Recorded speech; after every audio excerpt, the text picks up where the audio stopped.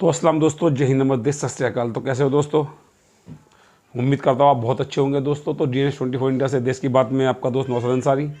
तो दोस्तों, जैसे ट्रेंड चल रहा है, ट्रेंड ये कि पहले तो सरकार ने कहा था किसी भी कीमत पर हम कृषि कानून वापस नहीं लेंगे, और बहुत सारे फ़ायदे बताए गए थे और मीडिया ने भी जमकर उसकी तारीफ़ की थी।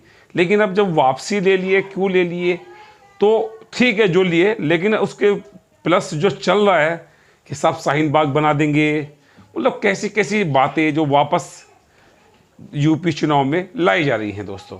कहा जा रहा है कि वो ओवैसी का साथ बयान आया नहीं आया, मैं उसको चर्चा नहीं करना चाहता, लेकिन कहा जा रहा है कि हम दोस्तों उसको शाहीन बना देंगे, पाकिस्तान, मतलब इतनी चीज़ें।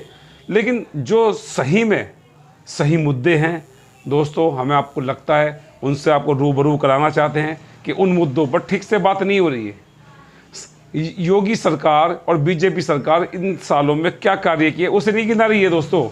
हिंदू मुसलमान जीत जाएगा। तो दोस्तों, एक सवाल जो मुझे आपसे करना है वो मैं आप पे छोड़ता हूँ। सवाल ये है कि अगर यूपी चुनाव होंगे, इन 8 राज्यों में चुनाव है, तो क्या लगता है? आप मुझे ज़रूर बताइएगा दोस्तों कमेंट्स करके कि कितने राज्यों में मुसलमानों की सरकार बनने वाली है।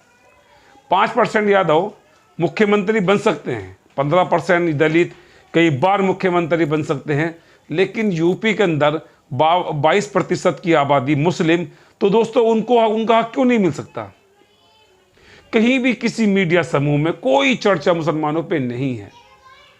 और जब एक सवाल पूछा गया सरकार से, तो एक एंकर बोलते हैं कि सरकार तो लोकतांत्रिक है, उसे धर्म से क्या लेना। तो सर, हम फिर सवाल पूछना चाहते हैं, इन 5 सालों में 2 बार जो है वो कुंभ का मेला लगा। कुंभ के मेले में लगभग 12,000 करोड़ रुपए खर्च किए गए। अभी दीपावली आई थी, दीप का पर्व है, मर्यादा पुरुषोत्तम राम का जो वनवास से लौटे वो त्यौहार मनाया गया दोस्तों। तो लाखों दिए अयोध्या में जलाए गए। बड़ी खुशी की बात है, बहुत अच्छा है। लेकिन जब वो मुख्यमंत्री या प्रधानमंत्री सबके हैं, हिंदू मुसलमान सिख ईसाई सबके हैं, तो जब और लोगों के त्यौहार आते हैं तो दोस्तों एक झूठी संवेदना भी नहीं देते। कई बार हमने देखा गया है कि दोस्तों हेलीकॉप्टर के द्वारा श्रद्धालुओं पर फूल बरसाए गए। बरसाइए, बहुत अच्छी बात है, लेकिन एक ही जाति समूह पे क्यों? क्या मुसलमान देश के नागरिक नहीं हैं?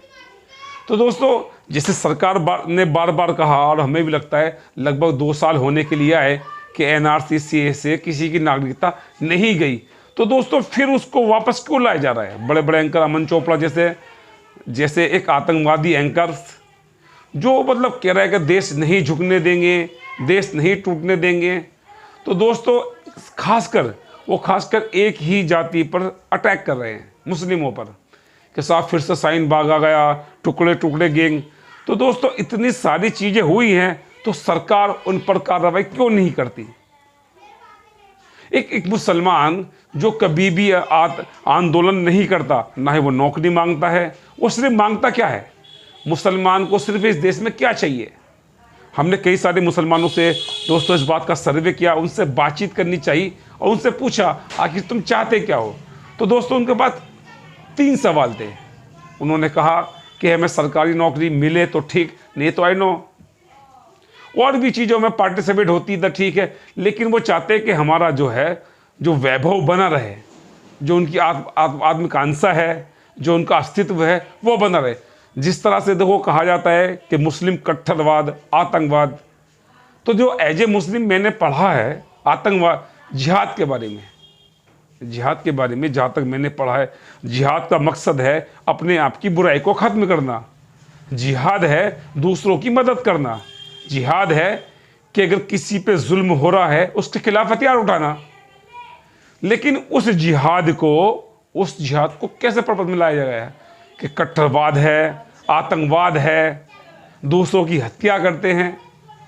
तो दोस्तों, हमें लगता है, हम आपसे भी पूछना चाहते हैं, आपको बताना चाहते हैं दोस्तों, कि सिर्फ और सिर्फ आज जो बहस होनी चाहिए, आप देख रहे हैं दोस्तों, जैसे कहते हैं ना कि बरसात के पानी में बहुत से मेंढक बाहर निकल रहा है, तो अभी ट्रेन चल पड़ा है इधर से उधर। समाजवादी पार्टी छोड़ के लोग कुछ बीजेपी में आ रहे हैं, बीजेपी छोड़ के लोग समाजवादी पार्टी में आ रहे हैं, कुछ बसपा में आ रहा है, कुछ कांग्रेस में आ रहा है।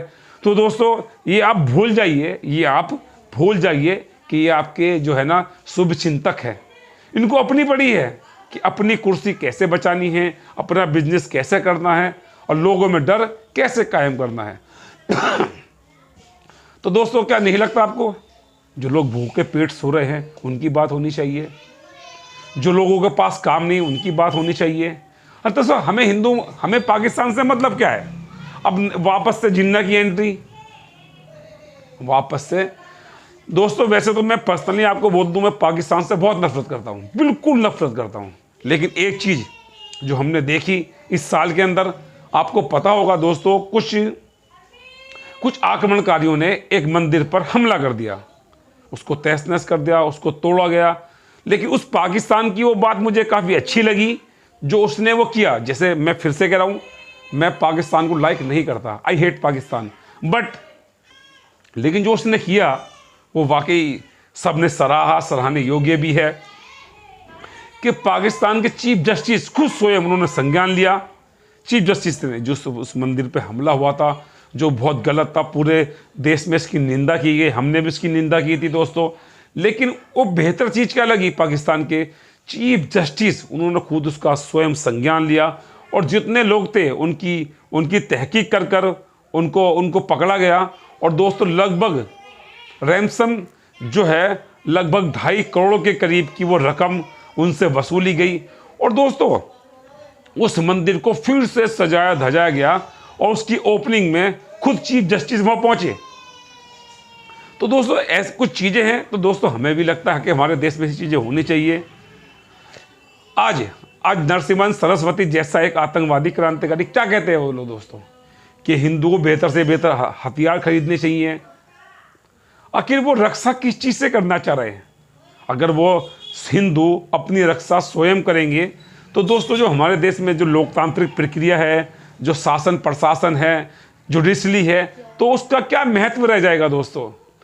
तो दोस्तों हमें लगता है कि आपको आपका अपना आत्म मंथन करना चाहिए, उसको सोचना चाहिए। और जिस तरह से वो कहते हैं कि तलवार की नोक पे इस्लाम आया, जंगे कर गए, तो दोस्तों हमने देखा है, बचपन में हमने काफ़ी मार खाई है। जब जैसे मैं आपको बता दूं, क्योंकि हमारी जो शिक्षा थी वो एक मदरसे में होती थी। और दोस्तों जैसे आप जानते हैं कि हॉलीडे जो होता है उसमें मदरसों में वो शुक्रवार को होता है, लेकिन रामायण और जो महाभारत आती थी वो संडे को आती थी। तो दोस्तों हम देखते थे किस तरह से एक युद्ध हुआ, बहुत सारे युद्ध हैं। तो दोस्तों वो युद्ध जो है, युद्ध का मतलब है कि सत्य और असत्य पर, मतलब कौन सत्य पे है कौन असत्य। अगर मैं एक बात को कहूँ कि वो कितने ज़्यादा महाभारत जो इतनी बड़ी युद्ध हुआ और उसमें लाखों लोग मारे गए, तो कितने मुसलमानों ने पार्टिसिपेट किया इसमें? उस युद्ध में कितने मुसलमानों ने पार्टिसिपेट किया? क्या वो कौरवों के खिलाफ थे या पांडवों के खिलाफ थे? तो दोस्तों ये सबका रिलीजन ऐसा ही है, सब में समझाया गया है कि सत्य और असत्य। अगर कोई किसी पे अत्याचार कर रहा है, किसी पे जुल्म कर रहा है, किसी के साथ बर्बरता कर रहा है, तो धर्म का ये सलूशन है कि जो धर्म के मानने वाले हैं वो हथियार उठाएं, उस जालिम को ख़त्म किया जाए। ये इस्लाम में भी हुआ है। जो लोग गलत थे, लोगों पे अत्याचार करते थे, उनके खिलाफ जंग हुई। तो दोस्तों ये सब छोड़िए। अच्छा दोस्तों 300 साल 500 साल 700 साल की बातें लाई जाती हैं, ना वो मराठे रहे हैं, ना वो क्या कहते, कोई भी, मतलब सब चले गए। जैसा आपने देखा कि वो राजपूत जो थे वो भी अब नहीं रहे, मुगल चले गए। तो दोस्तों हम भूतकाल में अगर जाएंगे तो बहुत सारी ऐसी चीज़ें हैं।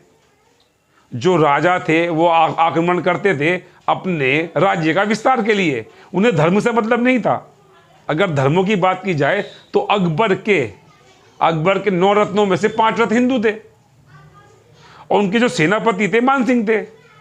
तो दोस्तों ये बहुत हो चुका है दोस्तों। और जिस तरह का अत्याचार इस देश में हम सहन कर रहे हैं, जो असहनशीलता हो रही है दोस्तों, उस पर हमारी जो ये वीडियोस बाहर जाती है, वो देश के लोग देखते हैं दोस्तों, वे हम पे हंसते हैं कि 21वीं सदी आने के बाद भी लोग कौन से पचकड़ों में फंसे पड़े हैं, कौन से मसले उठा रहे हैं। दोस्तों आज ज़रूरी ये है कि हमारे देश का डेवलपमेंट कैसे हो, अच्छी सड़कें कैसे बने, लोगों को रोज़गार कैसे मिले।